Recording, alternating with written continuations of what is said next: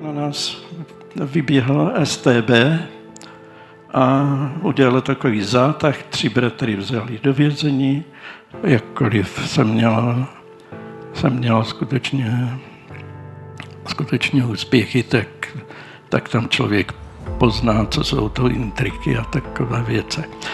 A viděl jsem, jak v mém životě se cosi děje, co nemělo jiný základ než zlo. Věci, které jsem chtěl dobré, se otáčely ve zlé. Mně nezbylo nic jiného a já jsem doslova zaťal zuby. A řekl jsem, Bože, dobře, já nevím, co se stane, ale já ti skládám k nohám. Toto byl klíčový moment pro celý můj život až dosud. A kdo toto neudělá, tak žije v iluzi, že odevzdal Bohu svůj život. Toho, když jsme se tady scházeli ještě za hluboké totality a tady toto byla zahrada, tam byl dvorek vybetonovaný a tam byl ten domeček, který z větší části zůstal, přízemní domeček. Prostý, jednoduchý a v té, nevím, jak to nazvat, to byl obýváček nebo tak něco, tak tam se scházela letniční církev v Brně. A byly to zvláštní doby a velmi rádi na to vzpomínáme. No a pak přišel čas, kdy nám to nestačilo, tak jsme se rozhodli ten dvorek zastavět. Tehdy patřil ten domek jednomu bratru původem z Maďarska. A když jsme zastavěli ten dvorek a udělali modlitebnu, a tedy, jak jsme tomu říkali, tak tam bylo i malé pódium se sklípkem na brambory, tak se to nazývalo v plánech pro úřady, ale byla to křtitelnice, jako to, co je tady v malém provedení. Tak když jsme to postavili a když jsme se tady poprvé setkali a radovali jsme se z toho a říkali jsme se, až se to jednou zaplní, ten prostor, to bude něco. No pak na nás vyběhl StB a udělal takový zátah. 3 bratry vzali do vězení, to už byli 3 bratři na Těšínsku, první biskup Rudek Bubík, plus 2 bratři byli už v base, tak tady to byl ten bratr Tetiva, který tehdy byl naším vedoucím, tehdy pastoři nebyli jaksi. A jeho zástupce a potom majitel toho domku. No, u nás byla provedena domovní prohlídka, výslech, prohlídka na mém pracovišti v ateliéru výtvarném a pak v brněnské věznici až do večera a večer mě pustili domů. Tak to už nechci dál rozvádět, takže tady jsme se nemohli scházet a začalo scházet u Malínu u nás a tak dále. Přeskočím, pak jsme se tady mohli scházet, tak jsme se tady scházeli, že byla povolena církev, ACčko a nastala nová éra a přeskočím, pak už nám prostory nestačily, takže jsme pojali záměr a bez účasti zahraničního kapitálu, tedy příspěvku bratří ze západu, vlastními prostředky, které jsme mezi sebou získali jsme, postavili tento prostor. Musím, jak to pojmout stručně. Tatínek byl skalní komunista, který z toho nikdy nic neměl a když onemocněl vážnou chorobou, tak si na něj strana vůbec nevzpomněla a žili jsme docela v nouzi, protože on byl invalidní důchodce. Ale navzdory tomu měl jsem milující rodiče, do dneška jsem za ně vděčný, že tatínek byl nevěřící a to je pro mě taková bolest. Maminka nakonec v 70 pod tíhou svědectví mého a Ivančina se stala z takové nominální katoličky letniční křesťankou, takže díky za to. No,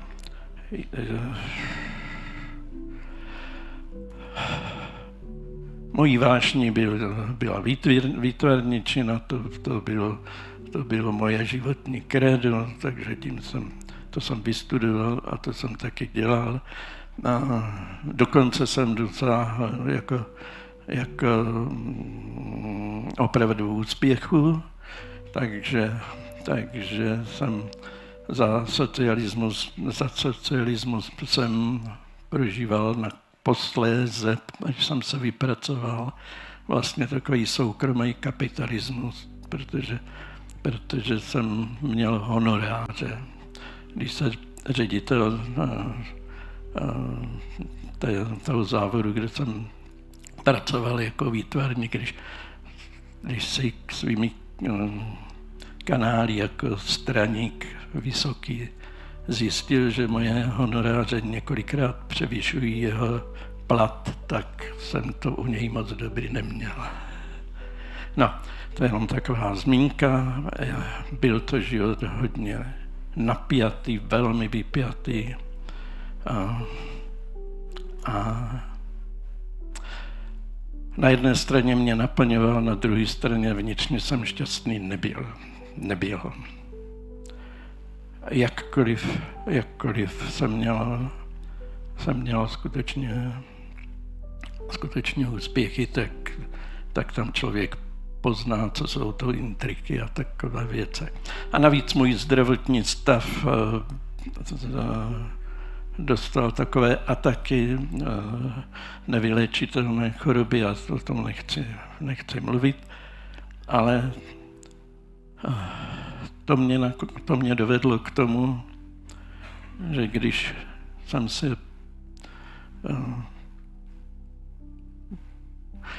si vzal Ivanku, protože mě nic jiného nezbylo, narodil se nám náš milovaný syn David, tak jsem bilancoval a Pán Bůh mi dal takovou zvláštní milost. Já jsem věřil v jeho existenci. Nikdy mi nikdo nedokázal říct, kde je ten intelekt ve vesmíru. Když se to všechno samo vyvinulo, jak se hmota nemyslící a energie a cokoliv, jak se může takovým úžasným způsobem sformovat a vesmír až po mikroorganismy, atomy a ty mravenečci, kteří vědějí přesně, co mají dělat, jak se hemží. Žádný chaos. Takže to mě nikdo nedovedl říct. Jestli vám to někdy někdo řekne, tak pak budeme chytřejší. Ale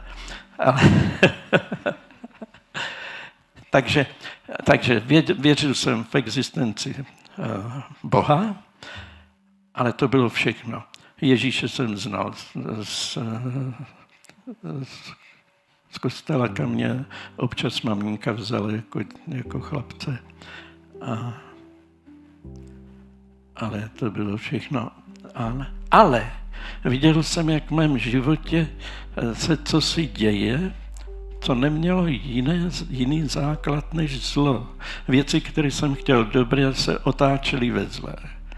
A já jsem vnímal, že zlo je personifikované, že to není nějaké fluidum, že to někdo. A tak jsem se jednou na procházce obrátil k tomu Bohu, kterého jsem tak věřil a říkal jsem, Bože, jestli existuješ, tak jak jsem přesvědčen, že jo, a jestli máš zájem o to nic ve vesmíru, jako jsem já si chci svěřit svůj život. Ale neber mi. Výtvarničinu, to byl můj život, starožitnosti, moje vášeň, do které jsem sypal přebytečné prostředky a ty mají výtvarnou hodnotu, to mě tam fascinovalo. A potom samozřejmě děti, protože z prvního manželství jsem měl dceru, o který jsem usiloval. A pak ještě asi 3 věci, které vám neřeknu.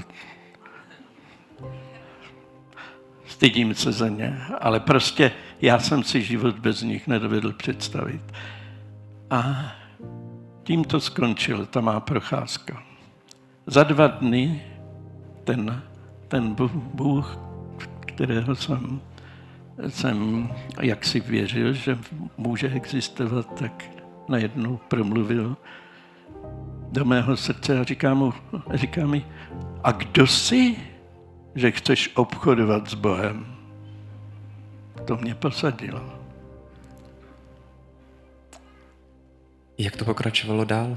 Bylo náročné ty ale vypustit a dát Bohu skutečně všechno, jak ten příběh dál pokračoval? Toto je jádro vydání se Bohu, to, co teď řeknu. Protože mně nezbylo nic jiného a já jsem doslova zaťal zuby. A řekl jsem, Bože, dobře, já nevím, co se stane, ale já ti skládám k nohám. Výtvarničinu, starožitnosti, děti a toto je jádro vydání se Bohu, to, co teď řeknu. Protože mně nezbylo nic jiného a já jsem doslova zaťal zuby. A řekl jsem, Bože, dobře, já nevím, co se stane, ale já ti skládám k nohám. Výtvarničinu, starožitnosti, děti a prostě to, co mě bylo drahé, samozřejmě Ivanka tam nebyla. A to, za co jsem se styděl, prostě všechno. A bylo mě hrozně přitom. Protože jsem si říkal, co budu dělat, když prostě mě to Bůh, nebo jenom něco z toho prostě vezme. A říkal jsem, Bože, já se bojím, hrozně se bojím, ale je to moje rozhodnutí a stojím za ním. Byť to dělám se zaťatými zuby. Toto byl klíčový moment pro celý můj život až dosud. A kdo toto neudělá, tak žije v iluzi, že odevzdal Bohu svůj život. Takže teď se mě ulevilo, protože jsem to měl za sebe a teď tady byl sám sám. Za 2 dny jsem se probudil ráno a probudilo mě probudilo mě, že jsem se slyšel volat haleluja, haleluja. Ta naše ložnice, která byla zatemněná, závěsy, tam bylo světlo a byl jsem takový zježený na celém těle. A Ivanka, která byla vzhůru, to už ta je ranní ptáče, takže ona otevřela dveře a jako co se děje. A já jsem říkal, Bůh je a on vzal můj život do svých rukou. Ona moudře tiše zavřela dveře a odešla. Až po čase mi řekla, tak teď, když se nám narodil Davídek, tak se František zbláznil, nebo se z něj stal náboženský fanatik. Co budu dělat? Ivanka v té době byla ještě nevěřící, že ještě ten její příběh teprve pokračoval. Já jsem se chtěl zeptat, a teď jsem tu otázku zapomněl, ale zatím aspoň řeknu vám všem, že to, co tady František před chvilkou řekl, tak to může být možná pro každého z nás takový první. Tak Pán Bůh se dovede postarat, že? Budeme rádi, prostě řekneš jak. Začal vést můj život. Já jsem byl nadšený a myslel jsem si, bude to znít hodně blbě, ale já jsem si myslel, že jsem jediný člověk na světě, kdo toto prožil. Za nás jsem jenom, teď nechci se dotknout těch, kteří berou svoji víru skutečně jako vztah s Bohem vážně. Ale znal jsem jenom kostelní křesťany, kteří žili stejně jako všichni ostatní, akorát se tvářili zbožně a dělali takové ty nábožné věci.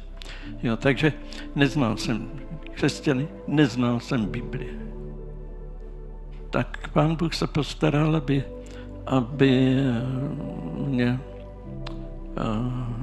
se mě dostalo do rukou Bibli a v srdci jsem měl, že to je osobní dopis pro mě od Boha.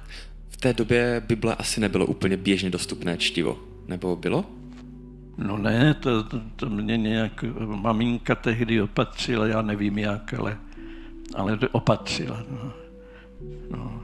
Tak bylo to, otevřít Bibli bylo zklamání, já jsem četl, já jsem tomu nerozuměl a říkal jsem si, co teď budu dělat. Ale opět, Bůh je Bůh, Otec je úžasný. Takže tak, jak se to nějak převracelo, byla to nová kniha, tak jsem četl ze žalmu. Uval na Hospodina cestu svou a slož v něm naději, on zajisté všechno spraví. No tomu jsem rozuměl. To je jasný, to jsem udělal. Já jsem brečel, přiznám se, prostě zklamáním. Jo? A když jsem to přečetl, tak jsem říkal, dobrý, nevím jak, zavřel jsem to, on si to Pán Bůh povede. Taky vedl. Setkal jsem se s bývalou spolužačkou, taky výtvarnici a ona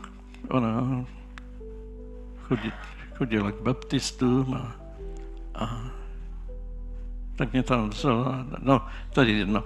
Prostě ale to přeskočím, na to fakt nemáme čas, ale nakonec mi zmínila taky, protože jsem se dozvěděl o tom, že existuje dar jazyka, někdo to pohaněl tam, kde jsem byl a to jsem nemohl přenést přes srdce, když je něco v Biblii, tak když to křesťané haní, tak to je něco špatně, tam být nechci. Takže ona mě říkala, no je tady takový kroužek lidí, oni si říkají letničně, oni to mají, ty jazyky. Takže mě poslala sem a já jsem přišel sem a byl jsem zklamaný, to byl fakt hlouček a byli to takový lidi, oni se usmívali, ale na mě to bylo mě to divné. Tak začal jsem chodit a říkal jsem, bože, to někde musím být, tak nemůžu být sám, tak kde?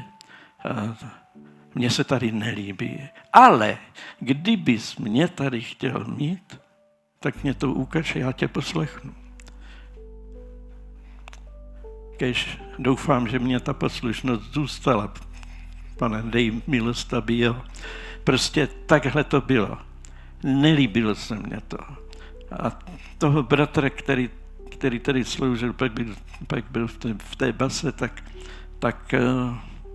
tak vždycky po shromáždění jsem za ním přišel a měl jsem na něj takový útočný otázky a on mě trpělivě říkal a já jsem potom před Bohem to zvažoval, zase jsem se za to modlil. Nakonec jsem dostal odpověď, tady tě chci mít a tím to zhaslo a od té doby až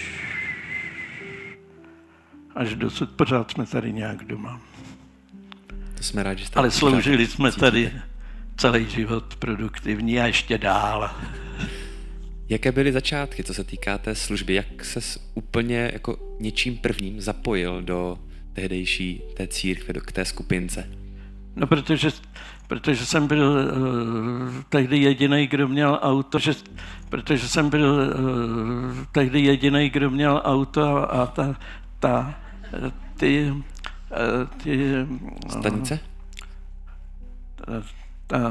Ty letniční, kam jsem tedy začal patřit, my letniční, tak oni měli, nebo my jsme teda měli bez mého přičinění takové buňky, tak říkali tomu stanice, třeba ve Zlíně.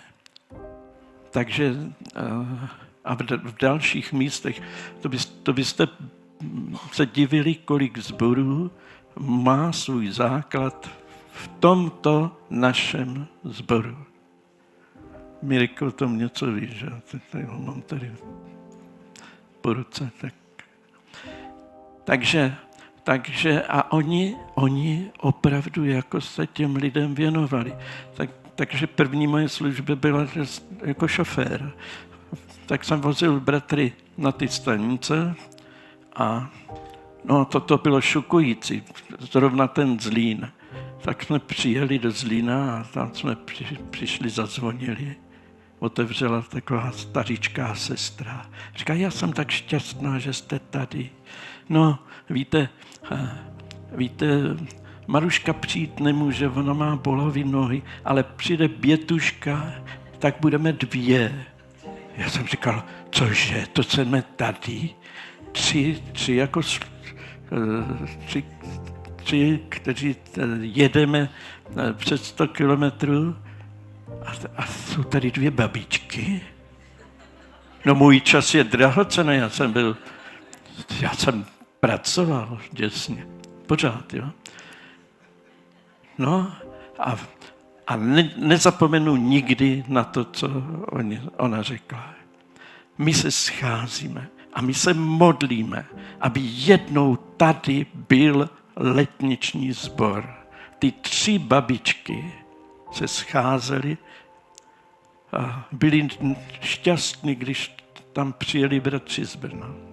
Jednou, já nevím, to byl za měsíc, protože těch stanic bylo více, se dalo obsluhovat jenom buď v sobotu nebo v neděli.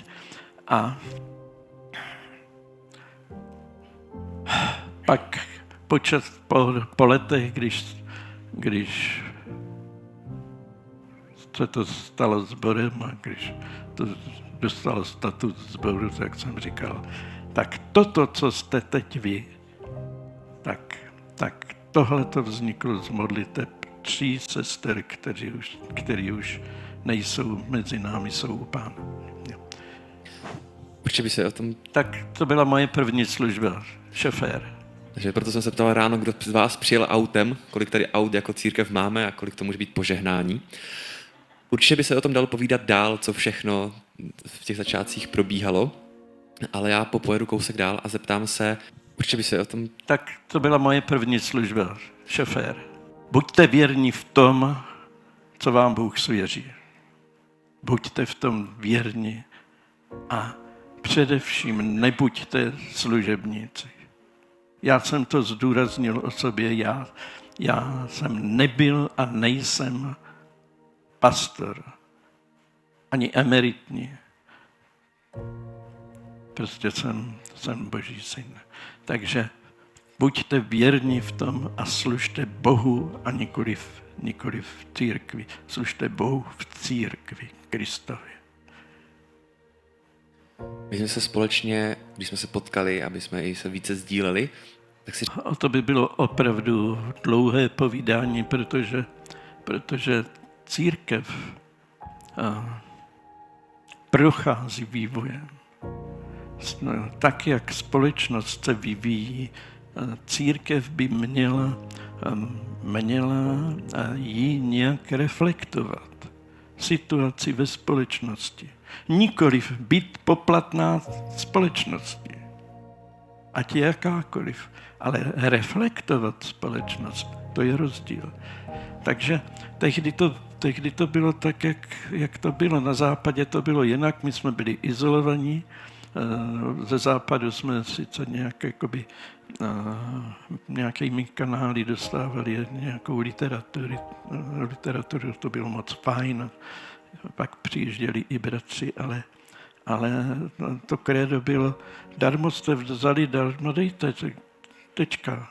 Ale desátky a štědrost, ty tam byly od začátku. To tam bylo. Takové ty důležité, ty podstatné věci. No, ale změnit to myšlení najednou potom, když církev byla povolená. A no, to bylo něco. No tak řeknu vám pro zajímavost. Já jsem se modlil za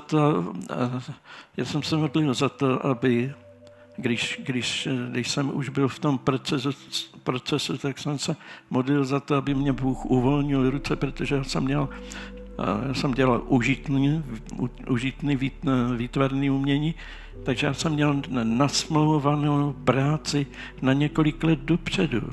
Ale to byla vyčerpávající práce, to by vám mohla Ivanka o tom vyprávět. To bylo zaměstnání, výtvarničina a pak teda teď církev do toho a to pro člověka, který byl v mých letech, to ještě třeba nějak šlo, ale naplno to nešlo. Tak já jsem se modlil, aby mě Bůh uvolnil z té výtvarničiny. Říkal jsem, Bože, výtvarníků je fůra, ale lidi, kteří jsou ochotní sloužit Bohu, těch je málo. Já bych tě chtěl sloužit. No opět, Pán Bůh mě tak z toho uvolňoval a když to padlo, když jsme byli povoleni, tak bratr Rudek mě požádal. A bratr Rudek, když požádal, tak tam se nedalo říct. Ne,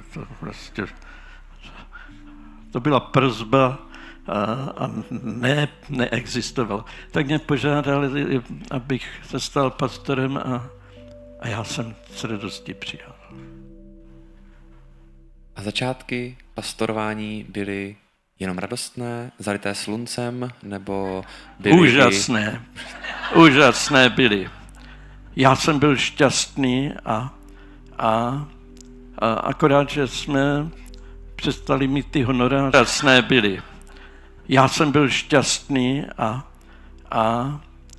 akorát, že jsme přestali mít ty honoráře a najednou jsme měli plat, který tehdy, jak pamětníci vědí, tak byl mizivý a pro duchovní byl ještě mizivější. Takže jsem dostal plat, Ivanka nechodila do práce a my jsme neměli životní minimum. Tak prostě tam bylo samozřejmostí, tak se obrátíš na sociálku. Tak jsem se obrátil na sociálku a na sociálce jsem vyplnil všechno, co bylo potřeba. Když jsem to předal, tak mě řekli, nemáte nárok. Proč? My jsme byli hluboko pod minimem. No máte auto, prodejte auto. No ale když prodám auto, tak sbor bude bez auta. Takže jsem neprodal. Neprodali jsme auto. A zpětně vzato, nevím, kde se ve mně vzala ta odvaha, ale já jsem říkal Ivance, Ivanko, tak teď jsme totálně závislí na Bohu. Takže nebudeme dávat desátky, my budeme dávat dvojnásob desátku. Já opravdu děkuji Bohu za tu milost, že mám takovou životní družku, protože ona ani nepipla. A znamenalo to tedy hodně velký zkus. Bavili jsme se o tom, že společně, když jsme se o tom sdíleli, že to mělo dopad na děti, na vás jako takhle na rodinu. V jaké duchovní etapě se tehdy Ivanka nacházela? Už tak... No tak opět Boží ruka v tom byla, ale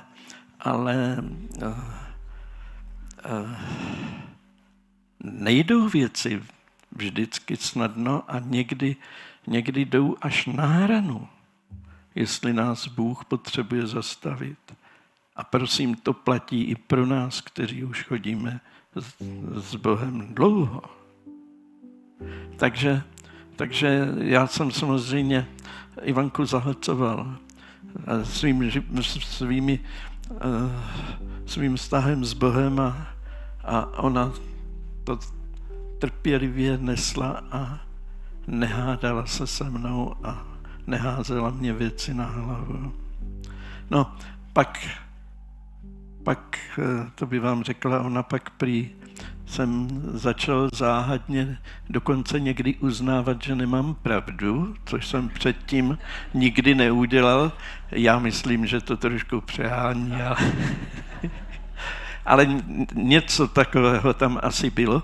A pak došlo k tomu, že jsem jednou ráno přijel domů z nějaké takovéhle cesty a našel jsem Ivanku tak bílou jako zeď, to jsem nikdy tak člověka neviděl. A byl v takových jako polomrákotách. Tak jsem ji naložil do auta a jel jsem s ní rovnou do nemocnice. Tam to bylo, to je jedno. Prostě nakonec tedy zbudili doktora, ten ji prohlídl a já jsem jenom viděl, jak Ivanku položili na to pojízdné lůžko a běželi s ní a strhávali s ní šaty. Ona měla krvácení vnitřní z toho mimoděložního těhotenství a doktory říkali, že tam chybělo několik minut a už ji nezachránili. Takže ona si v té nemocnici všechno nějak srovnala a říkala si, co by se mnou bylo, kdyby mě bývali nezachránili. A tam v té nemocnici odevzdala svůj život Pánu Ježíši. Takže já jsem dostal nejenom tedy ženu, aby mi dál stála po boku, ale dostal jsem současně i nádhernou sestru. Věrnou.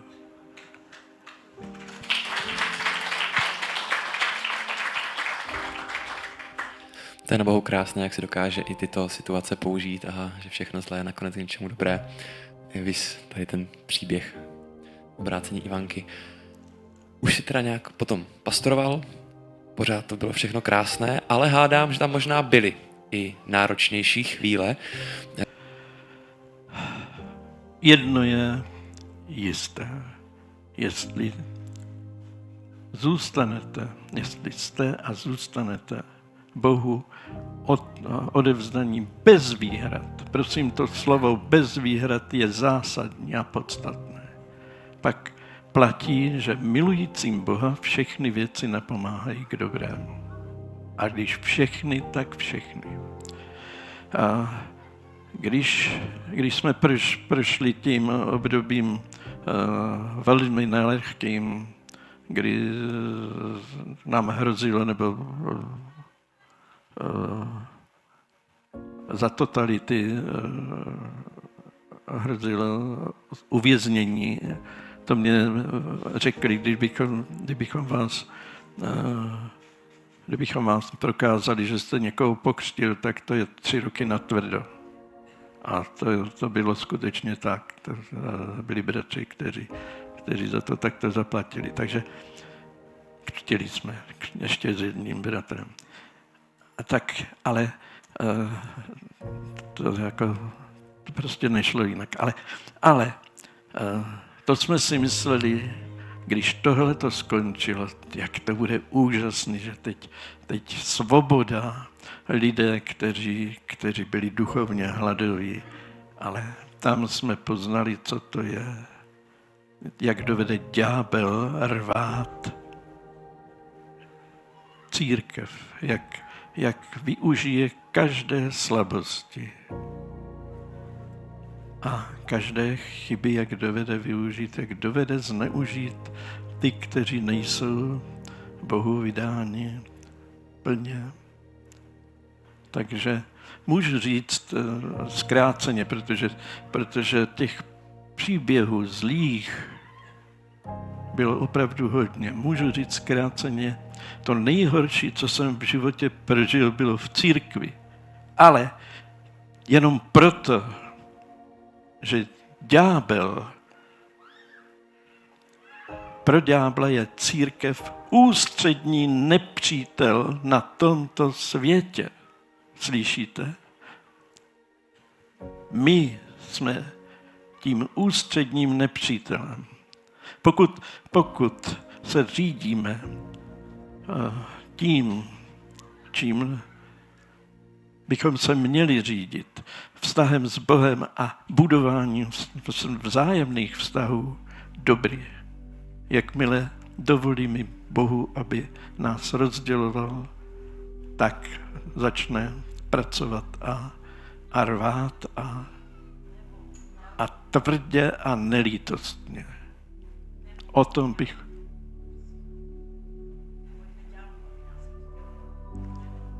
Když dovolíme ďáblu, aby nás rozděloval, asi jsme pochopili všichni, doufám. Jo, přeřekl jsem se, jo. Tak. Odpouštíme ti. Jo. Jsem člověk. Aspoň ví jsem se, jo. Tak. Odpouštíme ti. Jo. Jsem člověk. Aspoň vidíte, že jsem opravdu chybující člověk. Takže já bych nechtěl o tom mluvit. A přesto můžu říct, že tam potom přichází i tříbení, protože najednou se pozná, kdo skutečně jako má hluboký vztah k Bohu a kdo není navázán jenom nějak na lidi a kdo se nenechá strhnout tím, co vypadá tak nebo onak. Tak tohleto platí. Náš čas se pomalu chýlí ke konci.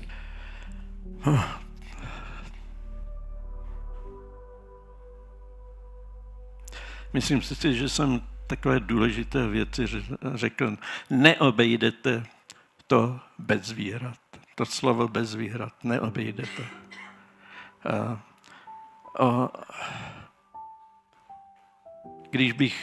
Když bych šel do extrému, prosím, berte to tak bych řekl, že mnoho křesťanů tak trošku si plete Pána Boha s kontajnerem. Pane Bože, odej mi ode mě toto nechci, toto se mně líbí, prosím tě, tohoto se bojím, toto nechci a tak. Ale to nejdražší, to nějak, no to mi neber, nebo dělám jako, že to není.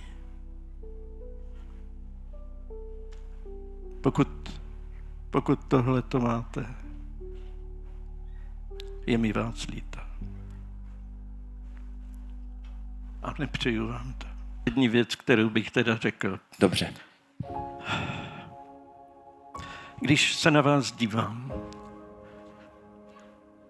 chci vás vidět božíma očima, chci vám říct, já vás nevidím jako sbor, já vás vidím jako jednoho za druhým. Pavlíčku, tebou počínaje. Jste jedineční, to vám chci říct. Pro Boha jste jedineční, tady nejste někde zastrčení v řadě a nedůležitý. Nikdo z vás není nedůležitý. A nikdo není důležitější než ten druhý. A není to služba, která člověka dělá velkým, ale dělá to jeho vztah. V tom synovství, v tom jakási dcera.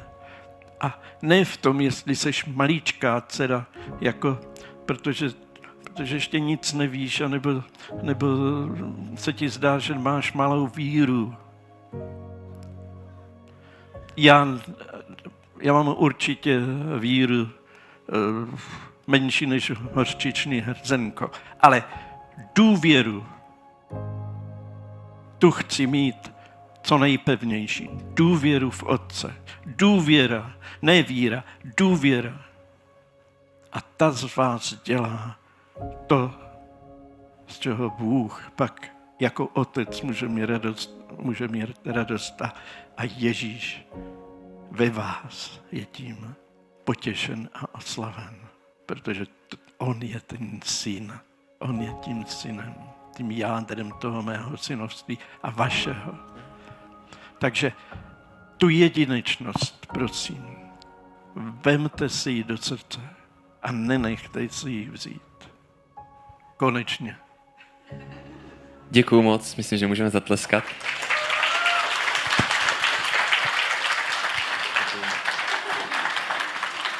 Statečný muž. Taky mám skvělou družku totiž.